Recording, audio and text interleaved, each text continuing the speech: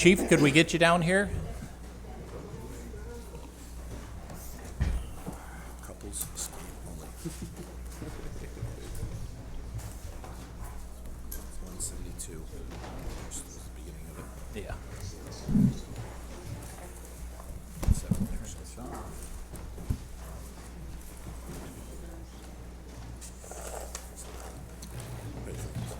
172, 170, yeah.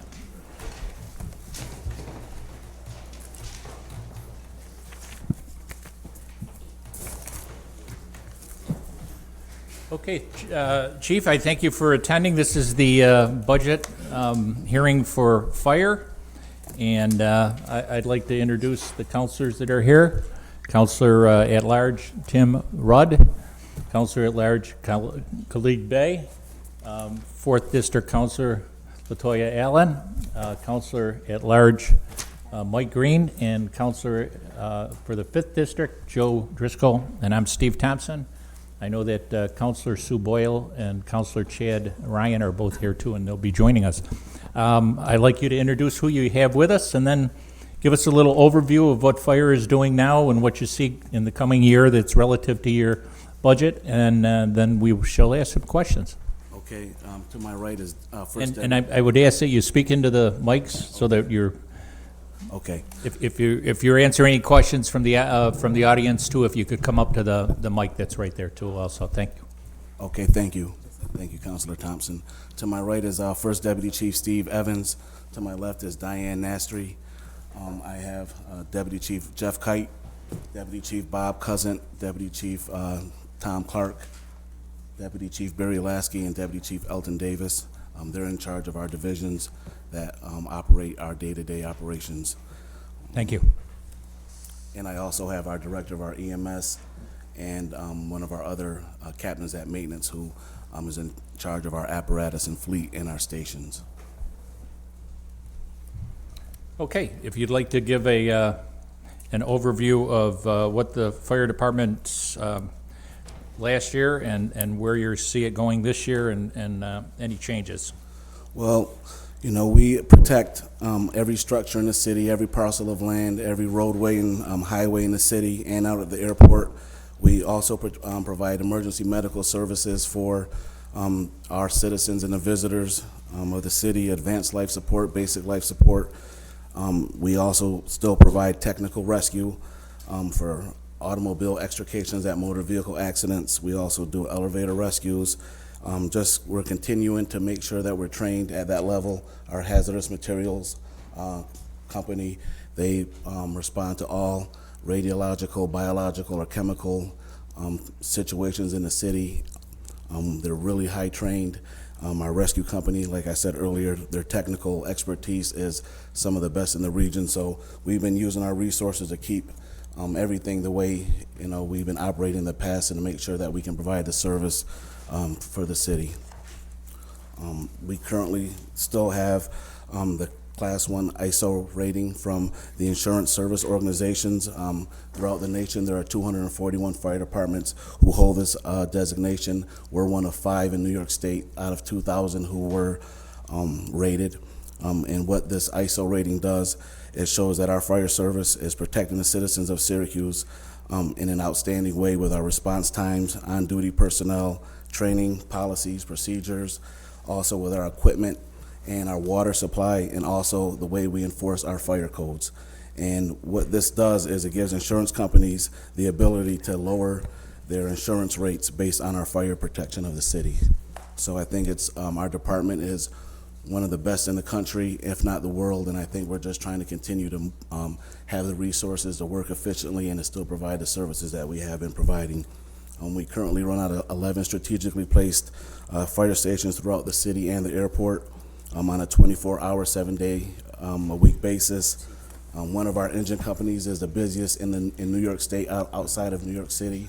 So we're very busy. We have a high volume of calls. So we're just trying to continue to provide the resources that our men and women need to provide the services that we have. We currently operate with 69 on-duty firefighters in the city with an additional 4 out at the airport. Our response times are approximately 3 minutes. We are always managing our resources and our manpower to make sure that we can answer every alarm that comes into the 911 center that we're dispatched to. One of our more recent fires, we had 40 firefighters on scene, which was over our on-duty personnel. So we're always constantly managing to make sure that we can answer every call for help that comes in. And I think as of last month, we responded to 405 opioid epidemic alarms where people call for help.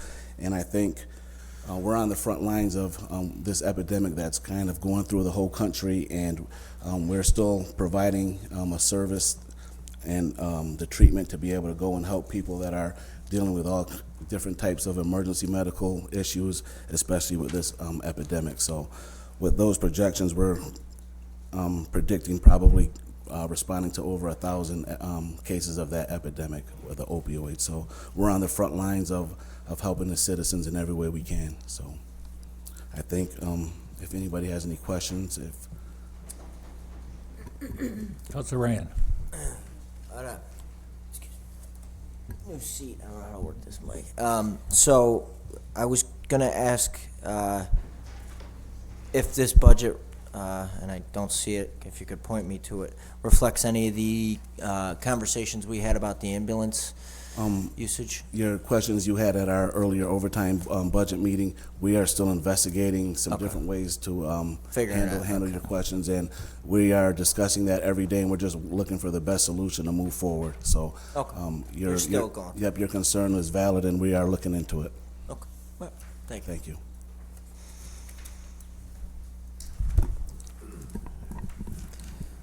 Hey, Chief. How you doing? Sorry, this is my first time through this one, so I just have a couple questions on different line items. On the top, so can you just explain to me vaulted pay, contractual obligations, and medical certification? Well, Page 174. Okay, medical certifications are to provide the EMS care that we do. We're certified at an EMT, emergency medical technician, or a paramedic. So one of the things that was contracted in a negotiation was the higher level of care that you are as a provider, you get a bonus for your certification. The vaulted time, that was instituted with an agreement with our union, and really this is a line on our budget that we work 48 hours a week, and so because we're over 40 hours a week, we no longer get this vaulted time. Only a portion of our members still have it, but at one point you got vaulted time for the extra time that you worked per the week instead of getting overtime. Did that make sense to you, what I said? Okay, so most people work 40 hours a week. Our work schedule is 48 hours, so that extra 8 hours was turned into vault time, and that's what this line is for.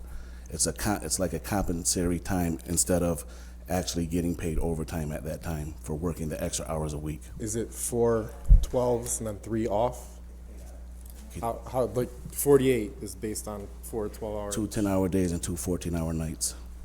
Oh, okay. Is this vault pay less than the overtime rate? The vault pay, can you explain your question a little bit more? Is it less than, so will we be paying more in overtime? Negative. The amount of people that have this, I'm not particularly sure how many people have the vault time, but there's not that many people that still have a significant amount of this vault time yet left. So this was a contract negotiation that happened a while ago, and I think around the year 2000 or 2003, somewhere in that range, we stopped getting vault time. So in a few years, this line will, Eventually, yep, there'll be people with no vault time, yes. Okay. Councilor Carney? Yes, there's approximately 50 people with vault time still, so, yep. So then, I'm sorry, the contractual obligations line, which one, what's that? The contractual obligations line, that's our sick incentive. If you don't call in sick, you get a stipend for, not calling in sick, creating a spot that's open if you're sick. Chief, under sworn in the equipment section there, the office equipment and furnishings, it's a pretty significant jump. It's like quadrupled there. Is that, what brought that on? Yes, there's a definite issue in this line where we have a records management system that the only reason that it's not obsolete is because we're still using it. So we are trying to upgrade in this next fiscal year. It handles our manpower, all of our training. It documents our day-to-day schedule. So it's a significant part of our operation. And like I said, it's an old system, and we're looking to upgrade it. And with that, is that gonna be, I mean, obviously, a lot of them are recurring costs, but I assume it's gonna probably go back to recurring costs, ultimately go back down to like that 30, 33 range? I believe so. after There's this? going to be an initial fee to get it started and to make sure it works with the 911 center, and then after that, we'll have to pay a yearly fee. Okay. So we're still investigating which company we want to go with.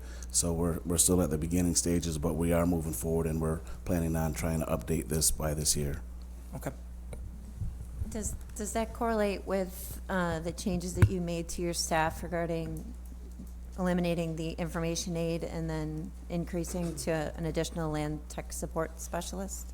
Yes, that's some of the issues. The RMS, the records management system, it has been, like I said, it's so old that we're constantly working, trying to fix it. It goes down constantly. We have mandated reports that have to get submitted to New York State for our fire records, and this system hasn't been working the best. So this other land tech, we have about 400 end users for all of our computers and all of our specialty communications equipment, and usually a land tech would probably handle 50 to 100 users, and we have 400. So we're trying to, help him out and eliminate his workload and spread the workload out a little bit. So how will you operate without the information aid? Is that going to be difficult?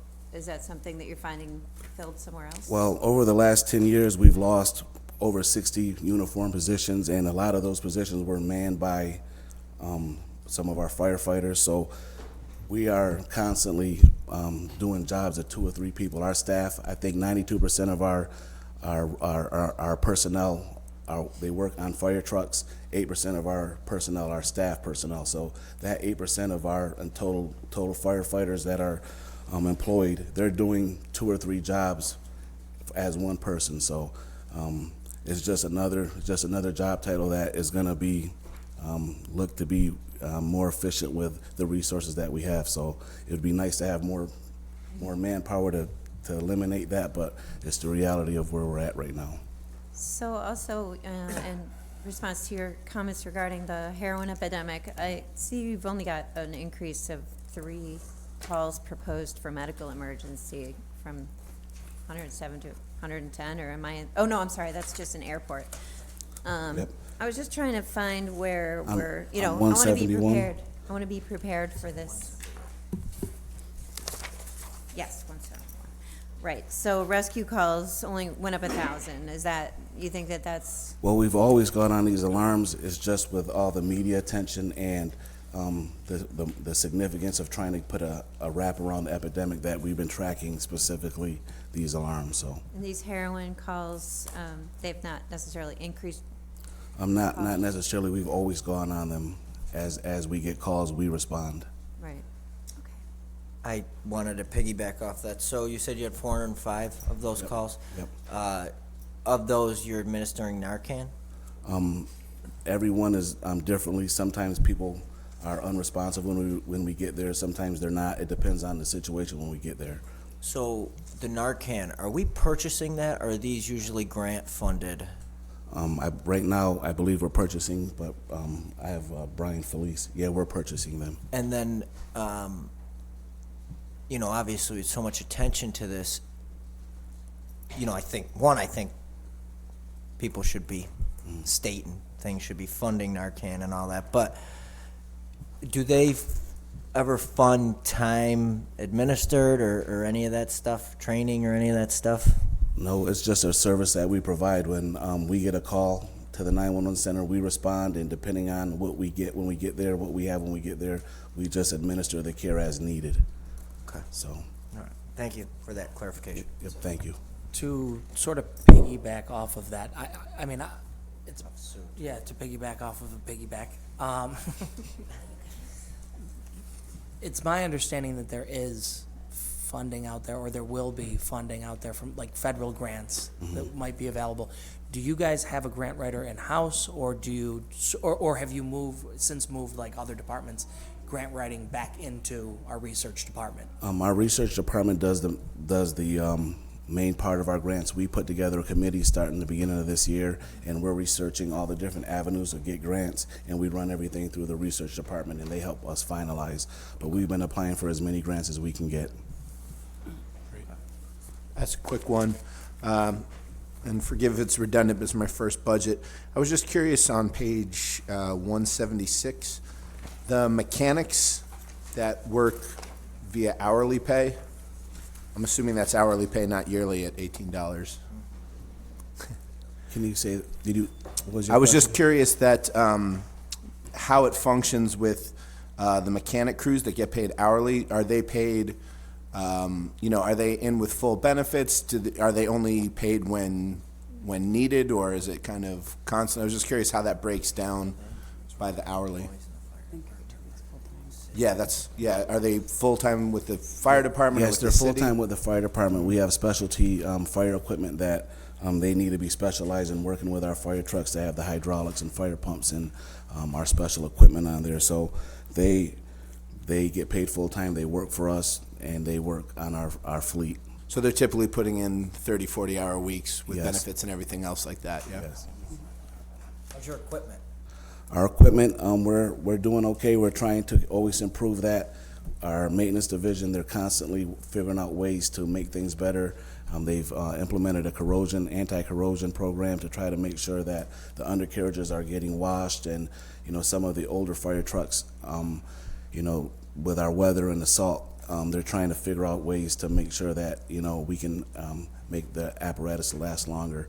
When we're ordering new rigs, they're looking at buying apparatus with stainless steel frames and moving important components higher off the ground instead of keeping them lower. So they're doing everything they can over at our maintenance division to make sure our apparatus and our fleet is moving in the right direction. So nothing in the foreseeable future that's an immediate concern? Nope. I think we had the rescue that we had to get, and thanks to your support that we were able to get one, and we're in the process of getting that back in service. And hopefully next year we'll be in a great situation at this time next year, and we're just going to continue to do preventive maintenance on all the apparatus that we have. We've done additional training with our firefighters to show them, things that they already knew, but just to reinforce different ways of maintaining our apparatus. So I feel positive about where we're going with our apparatus. Good, I appreciate it. And while I have the mic, I'd like to thank you and the men and women of the fire department. They're the first line usually at all city calls, and we appreciate what you do. Well, thank you very much. Chief, can you tell us this year a little bit about the sworn officers, the class that you may be having, or Yes. and also a little bit about the training that is required of firefighters, annual training? Okay. I'll start with our annual training. We're mandated by New York State to every firefighter is supposed to get 100 hours of training. We exceed that. We're constantly training every day with all the different alarms we're responding to. We want to make sure that we're ready to provide the service that is expected of us. And so our training, we train every day. We have training through our television network. We do hands-on training over at our training facility. So we are exceeding the New York State standards on that front. Our medical training is the same thing. We are exceeding the New York State health requirements as far as our firefighters being able to provide the care and have the training necessary. So, Okay, and the class? the class we just canvassed a couple weeks ago on May 1st. We're going to meet with all the candidates and we're going to go through the process. We're hoping to have a class in place by the first week of July. And how many? We're planning on 25 depending on the interview process. So how many unfilled budgeted positions do we currently have? So right now, we have, in our sworn department, we have 306 budgeted positions, 15 unfunded positions, and right now we have 315 actual firefighter positions, depending on, we have a couple pending retirements.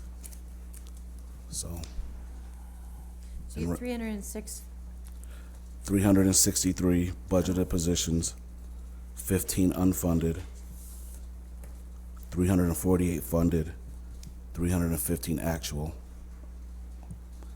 So the 25 will bring you up to? The 25 will bring us up to 350.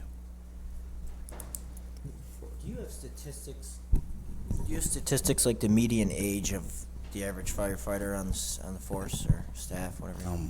I don't have that information. I'm not sure if we.